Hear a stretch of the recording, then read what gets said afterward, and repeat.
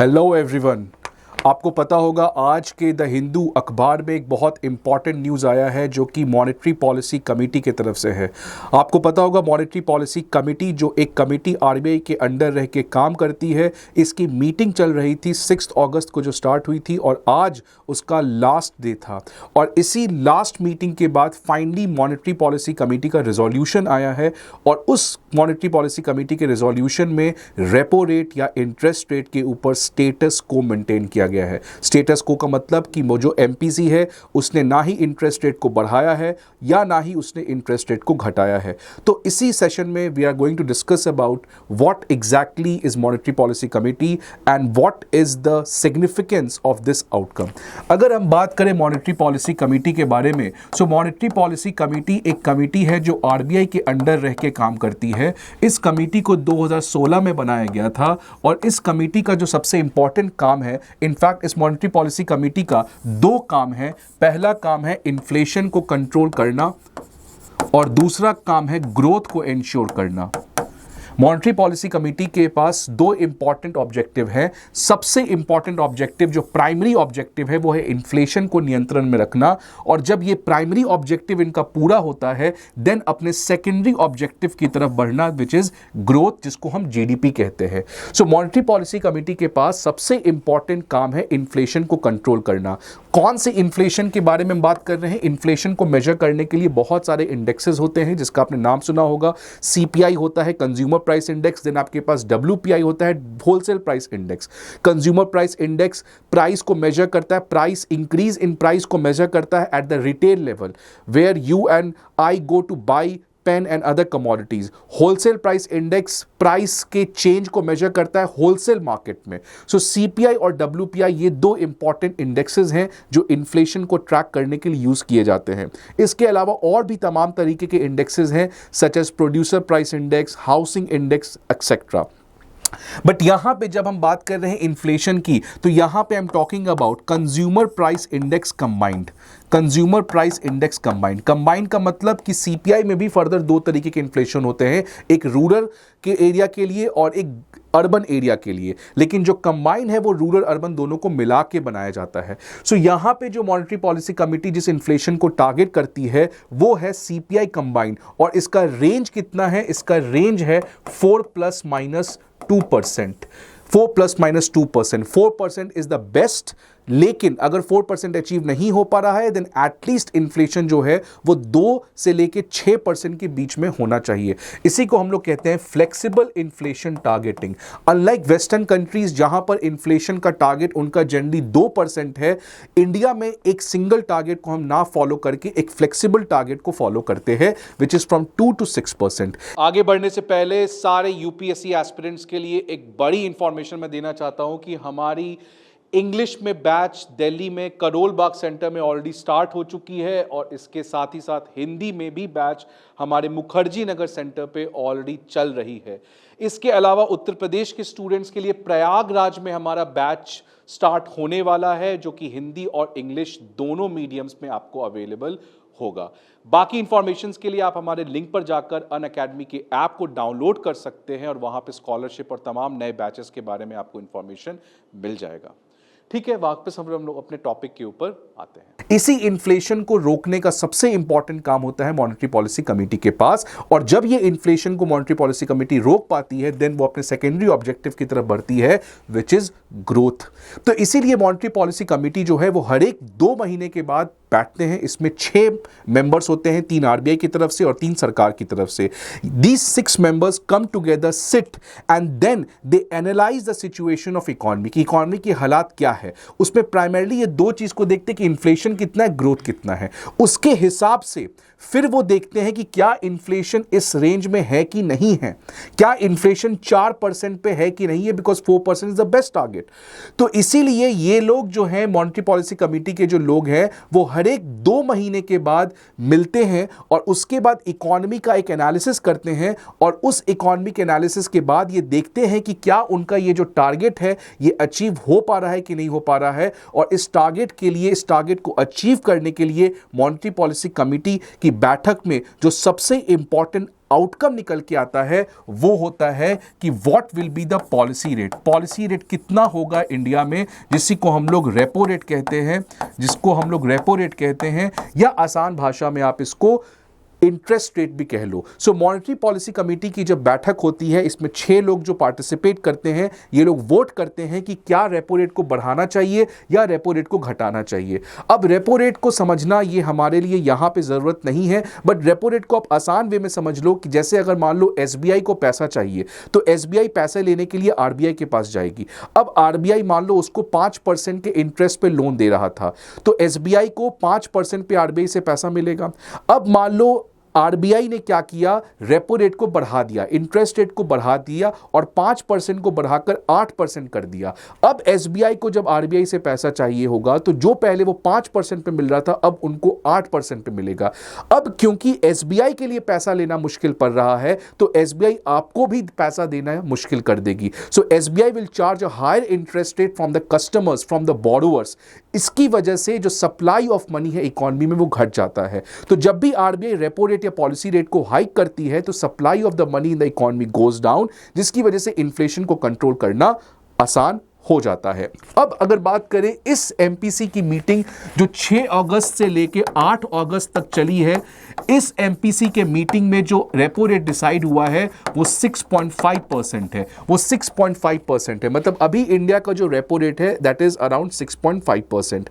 अब ये क्यों मैंने कहा कि ये स्टेटस को है, बिकॉज ये जो 6.5% का इंटरेस्ट रेट है ये कोई अभी नया नहीं है। इनफैक्ट 1.5 साल से, पिछले साल के फरवरी या मार्च के महीने से this 6.5 target has been constant. ये तब से वही चला रहा है, ना ही ये घटा है ना ही बढ़ा है। अगर हम पैंडेमिक की बात करें, जब कोविड आया था तो कोविड के समय जब इकोनॉमी को रिवाइव करना था उस समय मॉनेटरी पॉलिसी कमेटी ने रेपो रेट को घटाना स्टार्ट किया था। तो 6.5% से घटाते घटाते वो 4% पे आ गए।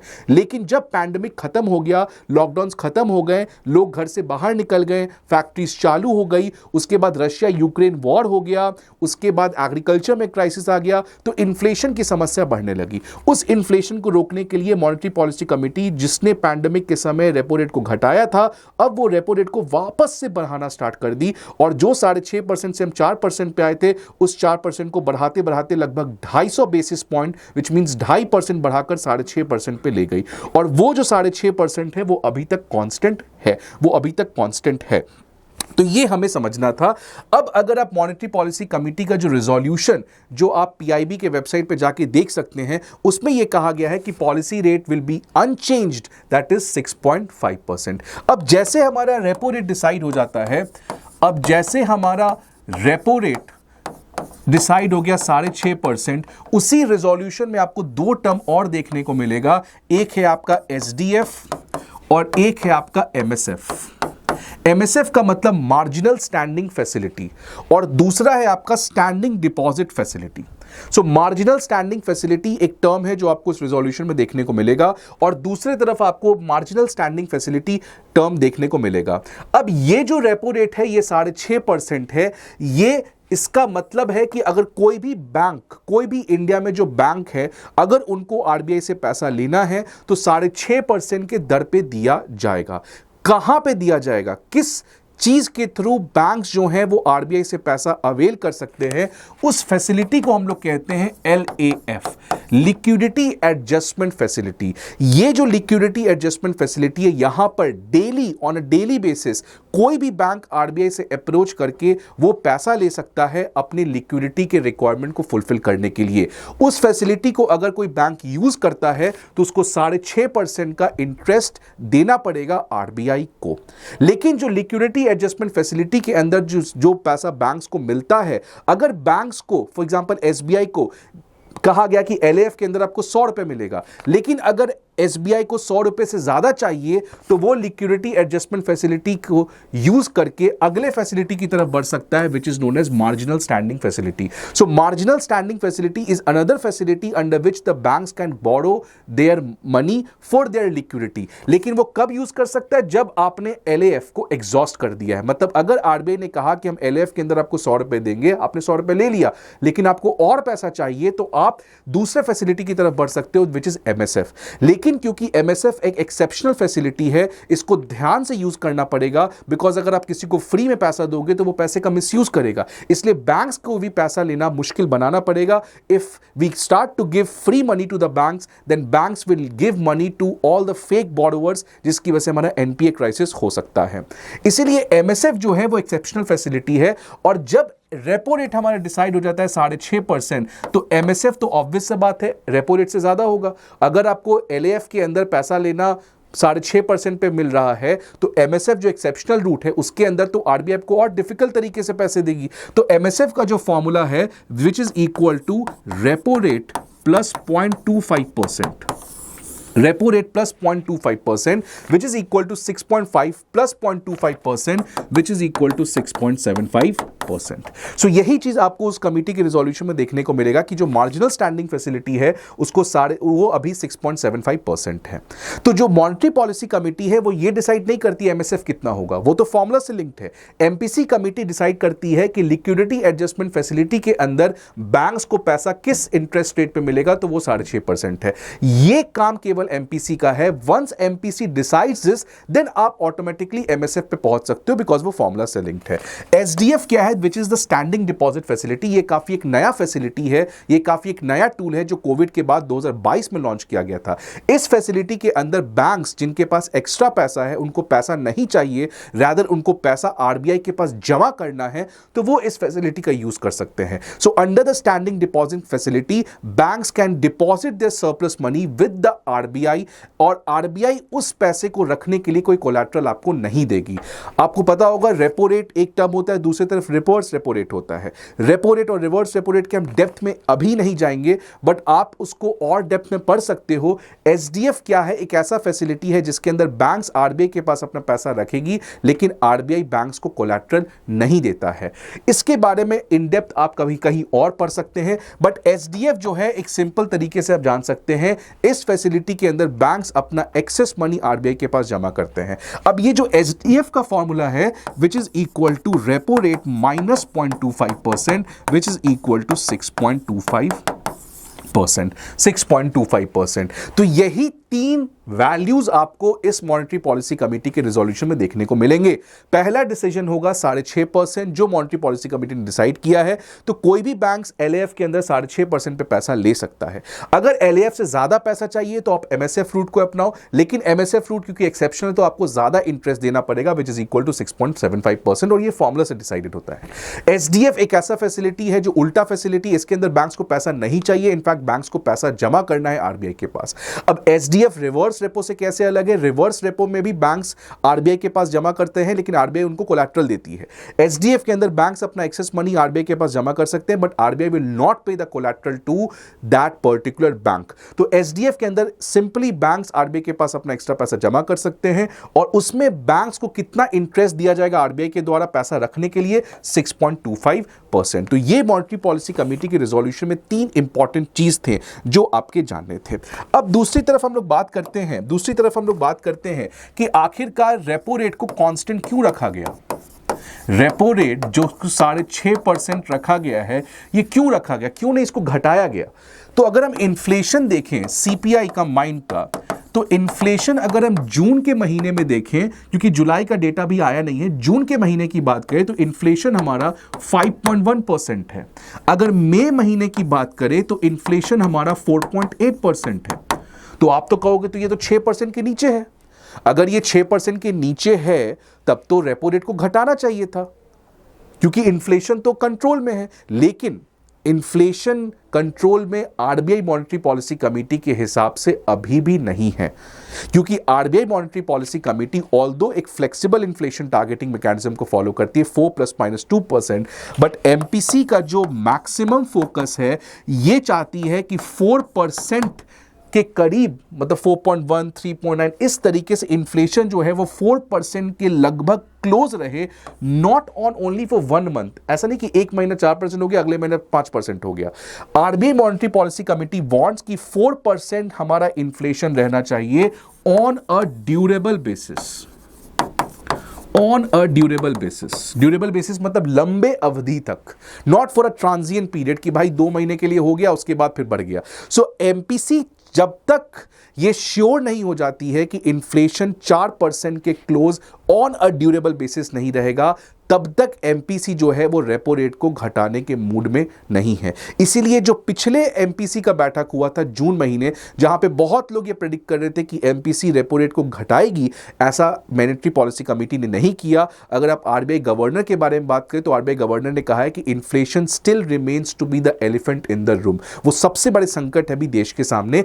इसीलिए ऑल्दो इन्फ्लेशन जो है वो 6% के करीब है, बट अभी भी इन्फ्लेशन एक काफी खतरनाक सिचुएशन में है। अभी भी 4% ऑन अ ड्यूरेबल बेसिस पे हम अचीव नहीं कर पाए हैं। और इनफैक्ट जून के महीने में हम देखें कि इन्फ्लेशन बढ़ गया है, इन्फ्लेशन बढ़ गया है। इसीलिए अभी भी इन्फ्लेशन कब अचानक और भाग जाए, 6, 7, 8 हो जाए, बिकॉज इन्फ्लेशन के साथ सबसे बड़ी प्रॉब्लम क्या है कि once inflation breaches, one inflation exceeds, then it is impossible to control inflation. अगर आप देखोगे पाकिस्तान में अभी इन्फ्लेशन 35% है, अगर आप देखोगे वेनेजुएला में, वहां पे इन्फ्लेशन 100% के लगभग भाग गया है। सो इन्फ्लेशन को कंट्रोल करना देश की अर्थव्यवस्था के सामने सबसे बड़ा एक चैलेंज और सबसे बड़ा इंपॉर्टेंट एक इश्यू होता है। हालांकि ये जो 6 मेंबर्स हैं, इन 6 मेंबर्स में 4 मेंबर्स का ये मानना था कि इन्फ्लेशन समस्या और रेपो रेट को हमें इतना पे रखना चाहिए, लेकिन जो 2 मेंबर्स हैं जो डिसेंट में थे, जो माइनॉरिटी में थे, उनका कहना था कि रेपो रेट को हमें 25 बेसिस पॉइंट्स विच मीन्स 0.25% से कट डाउन कर देना चाहिए।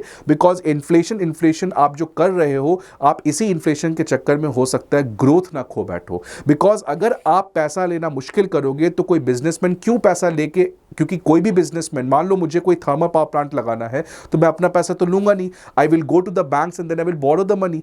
And if you make it difficult to me for borrow, then I will not borrow, I will not invest in India, I will go to some other country to invest. So that's why in जो दो लोग हैं, इनका यह कहना था कि RBI monetary policy committee बहुत समय से रेपो रेट को 6.5% पे रखी हुई है। अब इसको इन्फ्लेशन, क्योंकि अब उतना प्रॉब्लम नहीं है जितना पहले था, इसलिए उनको कम करना चाहिए। बिकॉज नहीं तो ग्रोथ नहीं हो पाएगा और हम लोग रिसेशन की तरफ भी बढ़ सकते हैं। जिस तरीके से अमेरिका और यूरोप में रिसेशन की खतरा बढ़ रही है, बिकॉज वहां पे भी उन्होंने रेपो रेट, वहां पे भी इंटरेस्ट रेट जो होता है उसको उन्होंने कई समय तक ज्यादा रखा था। इसीलिए इन 2 लोग का कहना था कि रेपो रेट को आप घटाएं। अब आखिरकार बात करते हैं कि आखिर ऐसी क्या चैलेंजेस हैं, आखिर ऐसी क्या चैलेंजेस है जिसकी वजह से रेपो रेट को नहीं घटाया गया। ये 4 लोग का मानना था कि inflation still remains to be elephant in the room. RBI governor का भी यही मानना था। तो इन्फ्लेशन के सामने जो सबसे बड़ा चैलेंज है वो है food led inflation. Food led inflation, अगर आप देखेंगे कोई भी सब्जी की दाम देख लें आप, vegetables, potato, pulses, onion, tomato, सबकी दाम, सीरियल, मिल्क, हर एक एग्रीकल्चर कमोडिटी की दाम बहुत ज़्यादा बढ़ी हुई है। इसलिए इस इन्फ्लेशन में जो सबसे बड़ा संकट है अभी, एग्रीकल्चर को रोकना। और एग्रीकल्चर क्योंकि मॉनसून पे डिपेंड करता है, और मॉनसून अभी हुआ नहीं है पूरा, कैसे मॉनसून आगे होता है, क्योंकि बहुत जगह ये देखने को मिला कि एराटिक मॉनसून हुआ है, कहीं बहुत बारिश हुआ है, कहीं बारिश कम हुई है। तो अगर मॉनसून में हल्का सा इस तरीके का टर्बुलेंस आता है तो हमारा जो खरीफ का प्रोडक्शन है और आने वाले जो समय में रबी का प्रोडक्शन है वो इंपैक्ट हो सकता है। इसीलिए अभी क्योंकि ऑलरेडी फूड का दाम बढ़ा हुआ है और अभी मॉनसून खत्म नहीं हुआ है, अभी हमें ये देखने को नहीं मिला कि एग्रीकल्चर किस तरीके से परफॉर्म किया इस सीजन में। इसीलिए अगर एग्रीकल्चर में कुछ और प्रॉब्लम आता है तो इन्फ्लेशन हमारा वापस से भाग सकता है। तो सबसे बड़ा चैलेंज जो इन्फ्लेशन को रोकने में इनका कहना था, फूड लेड इन्फ्लेशन एक बहुत बड़ा हमारा चैलेंज आपका बना हुआ है। और सेकेंड जो हमारा सबसे इंपॉर्टेंट चैलेंज है वो है हमारा जियोपॉलिटिकल रिस्क। वो है हमारा जियोपॉलिटिकल रिस्क। जियोपॉलिटिकल रिस्क क्योंकि आपको पता होगा रिसेंटली जियोपॉलिटिकल रिस्क, पैंडेमिक के बाद रशिया यूक्रेन वॉर आया। रशिया यूक्रेन वॉर के बाद अगर अभी देखोगे मिडिल ईस्ट में किस तरीके से ईरान और इजराइल के बीच में प्रॉब्लम हो रहा है, और अगर ये वॉर आगे बढ़ता है तो मिडिल ईस्ट में क्राइसिस आएगा, उसकी वजह से एनर्जी सप्लाई रुक जाएगी। एनर्जी सप्लाई रुक जाएगी तो इंडिया के लिए बहुत प्रॉब्लम होगा। इंडिया की जो 1991 की फाइनेंशियल क्राइसिस है वो भी एक तरीके से मिडिल ईस्ट में वॉर के बाद ही आई थी। इसलिए मिडिल ईस्ट में स्टेबिलिटी होना ये बहुत ज्यादा इंपॉर्टेंट है। साथ साथ यूरोप में भी स्लो डाउन आ गया है, अमेरिका में भी प्रॉब्लम आ गया है। तो जियो पॉलिटिकली बांग्लादेश की क्राइसिस तुम देख लो, तो इस तरीके से अभी जो देश है वो काफ़ी वॉलेटाइल है। बहुत सारे ऐसे जियोपॉलिटिकल रिस्क्स हैं जो अगर बढ़ गए तो बहुत बड़ा खतरा क्रिएट कर सकते हैं। और थर्ड, जो 4 लोग हैं जिनका ये मानना था कि रेपो रेट को नहीं घटाना चाहिए, उनका कहना था कि जो 4% का टारगेट है वो भी अभी ऑन अ ड्यूरेबल बेसिस हम अचीव नहीं कर पाए हैं, और जब तक हम ये 4% ऑन ड्यूरेबल बेसिस की नहीं पहुंच पाते तब तक रेपो रेट को कट करना नामुमकिन है। तो इस तरीके से मॉनेटरी पॉलिसी कमेटी को आपको समझना था। What is monetary policy committee, इसके और डेप्थ में आप जा सकते हैं। यहां पे आपको मॉनेटरी पॉलिसी कमेटी के इस रिजोल्यूशन के जो की डिस्कशंस हुए, आउटकम हुआ, उसको मैंने समझाया है। अगला मॉनेटरी पॉलिसी कमेटी आने वाले 2 महीने बाद होगा, which is in October. Again will get back to you. I hope you like this session, like the video and subscribe to our channel. Thank you. Unacademy. Let's crack it.